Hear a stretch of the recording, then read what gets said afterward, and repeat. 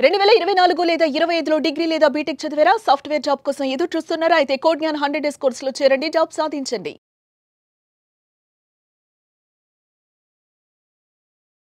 నమస్కారం శ్రీ ఆచార్య అనంతకృష్ణ స్వామి గారు. నమస్కారం అండి. ఎందులో ఏం చెప్తున్నారు? యాక్చువల్గా భారతీయులంత సంపన్నులు ప్రపంచంలో లేరండి. అవునండి. భారతీయులంత సంపన్నులు ప్రపంచంలో లేరు. కానీ విచిత్రం ఏంటంటే ఆ విషయం మనకే తెలియదు. ఆ విషయం మనకి చాలామందికి తెలియదు. అది అంటే ఒక భారతదేశం ఒక పేద దేశం అనేది ఒక ముద్ర వేశారు. ఓకే, దానివల్ల మనం ఏం చేస్తామంటే అదేనేమో లేకపోతే ఇవన్నీ స్కీమ్లు ఇవన్నీ ఉంటాయి కదా, వాటిని బట్టి మనం ఇలాగే ఉన్నామేమో మనం అంటే మనకంటే ఇంకా వేరే దేశాలని చూస్తే చాలా గొప్పగా ఉన్నాయని మనం ఊహించుకుంటాం. అడ్వాన్స్గా ఉన్నాయేమో అన్నట్టు అనిపిస్తుంది. ఇదంతా ఎందుకు జరిగింది, అసలు ఇదంతా ఎలా తయారైంది అన్న విషయంలో ఆలోచించినప్పుడు బ్రిటిష్ వాళ్ళు మొట్టమొదట మన దగ్గర అడుగు పెట్టారు.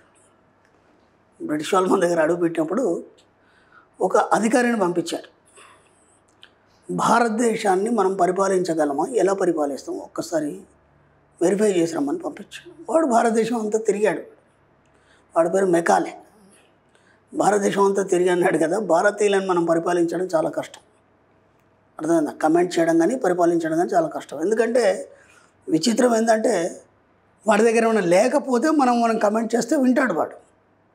భారతదేశం మొత్తం తిరిగితే ఎక్కడ ఒక బిచ్చగాడు కానీ లేకపోతే అడుక్కునేవాడు కనిపించలేదు నాకు. అందరి దగ్గర సంపూర్ణంగా డబ్బు, సంపద, ఐశ్వర్యము, నగలు, బంగారం అన్నీ సంపూర్ణంగా ఉన్నాయి. అలాంటప్పుడు మనం వీళ్ళని ఎలా పరిపాలిస్తాం? ఓకే, కాబట్టి దీనికి ఏం చేయాలి?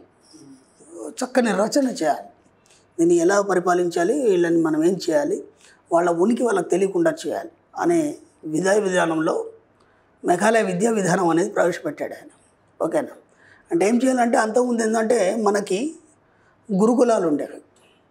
ఆ పిల్లాన్ని ఇచ్చినప్పుడే ఆ గురుకులంలో వేసేసి 15-20 సంవత్సరాల వరకు వేద విద్య, ఉపనిషత్తులు, సంస్కృతి సాంప్రదాయాల మీద చాలా గొప్ప గొప్ప గురువులు, చాలా మేధావులు, ఋషులు, యోగులు, మునులు వీళ్ళందరూ కూడా మన విద్యని వాళ్ళకి అవపోసన పట్టారు.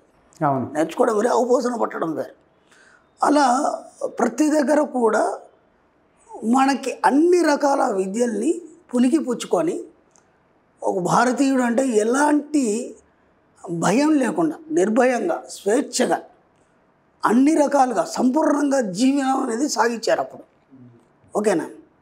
కాబట్టి ఇప్పుడు దీన్ని ఏం చేయాలి అని చెప్పేసి ఆ విద్యనంతా లుప్తం చేయాలి.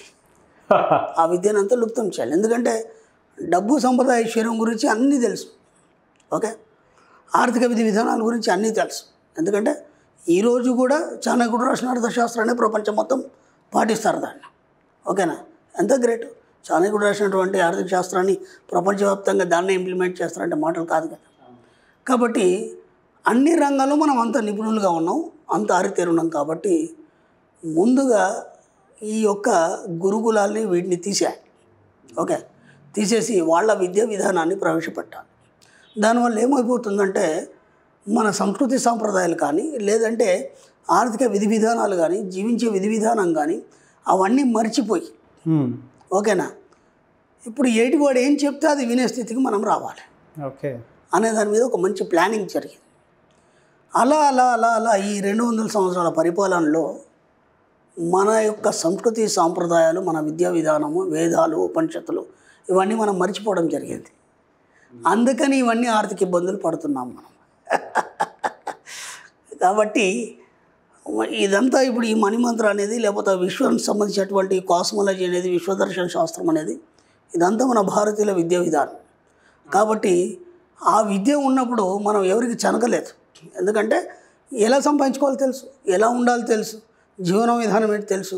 ఆయుర్వేదంలో గొప్ప గొప్ప వాళ్ళు ఉన్నారు, చరకుడు లాంటి వాళ్ళు గొప్ప గొప్ప వాళ్ళు ఉన్నారు. ప్రపంచానికి ఎంతో ఆ వైద్య విధానాన్ని అందించారు. ప్రతి దగ్గర మనం ఒక ఉన్నత స్థాయిలో ఉన్నాం. కానీ మనం మర్చిపోయి మనం ఇంకొల్లకి ఎవరు చెప్తేది అది వినేట్టుగా మన ఉనికిని మర్చిపోయి అసలైనటువంటి మన విద్యను మర్చిపోయి ఆర్థిక బంధుత్వాలు కొట్టుమిట్టాడుతున్నాం. ఇప్పటికైనా సరే ఈ విద్య మనదే. కాబట్టి ఆర్థిక విధి విధానాల్లో ఎలా సృష్టించుకోవాలి, ఓకే, ఎలా మనం దాన్ని క్రియేట్ చేయాలి, ప్రతిదీ మనం ఎలా దాన్ని మనం పొందాలి, ఇదంతా చాలా ఈజీ మెథడ్. దానికి మనం ఎన్నో చెప్పుకున్నాం గతంలో. కాబట్టి ఎంత వీలైతే అంత మళ్ళీ ఆ విధి విధానాన్ని విద్యా విధానాన్ని మళ్ళీ మనం ఆకలింపు చేసుకొని ఈ యొక్క దాన్ని ఫాలో అయిపోయి ఎలాంటి ఆర్థిక ఇబ్బందులు లేకుండా హ్యాపీగా బతకాలని నేను కోరుకుంటున్నాను. చాలామంది మీరు చెప్పిన విధంగానే మనం మర్చిపోయినటువంటి విషయాలు చాలా ఉంటాయి. మన విద్యా విధానంలో కానివ్వండి, అంటే ఇనీషియల్ టైంలో ఉన్నదానికి ఇప్పటికీ చాలా డిఫరెన్స్ ఉంటుంది. దాంతోపాటు భారతదేశం ఆర్థికంగా కూడా అంటే చాలా ఇప్పుడున్న దానికి వెనకబడి లేవు, కానీ కాకపోతే దాని మీద ఎక్కడ ఒక సింపుల్ ఒక వర్డ్ చెప్పాలంటే ఇంతకంటే నేను చెప్పలేను. ఎందుకంటే అక్కడ ఏమంటారంటే బాడీ భారతీయుడే, మైండ్ మాత్రం వాళ్ళది, విదేశీయులే. కాబట్టి మీరు చూడండి, పెద్ద పెద్ద కంపెనీల్లో సీఈఓలు అందరూ కూడా మన భారతీయులే. మన వాళ్ళే.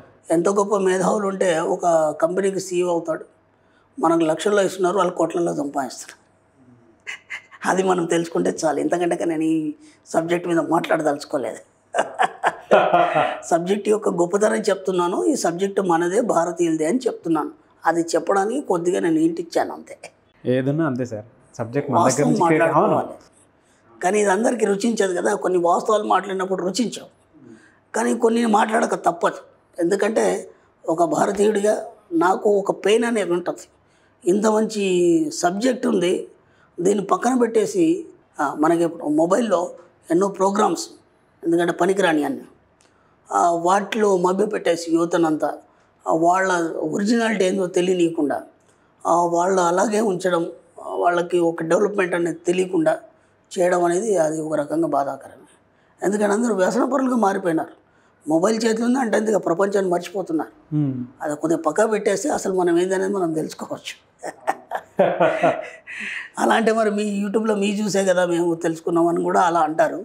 కాకపోతే ఏవి తెలుసుకోవాలి, దేన్ని మనం దాన్ని అవలోకనం చేసుకోవాలి, ఏది అప్లై చేయాలి మన దానికి. నేను ఇంతకుముందు కూడా చెప్పాను, ఉదయం లేవగానే మొబైల్కి కృతజ్ఞతలు చెప్పండి అని. ఎందుకు? డబ్బు సంపాదించే అవకాశాలు నాకు కొని తెచ్చినందుకు నా మొబైల్కి కృతజ్ఞతలు. అలాంటివి యూజ్ చేసుకోండి. అలా ఎంతైనా చూడండి మొబైల్ని, ఇబ్బంది ఏం లేదు. డెఫినెట్గా sir. Thank you so much Shri Acharya Anantakrishna Swami garu, చాలా మంచి విషయాలు చెప్పారు. Thank you so much. Thank you. Suman టీవీలో మీ పర్సనల్ అండ్ బిజినెస్ ప్రమోషన్స్ కోసం కింది నెంబర్కి కాంటాక్ట్ చేయండి.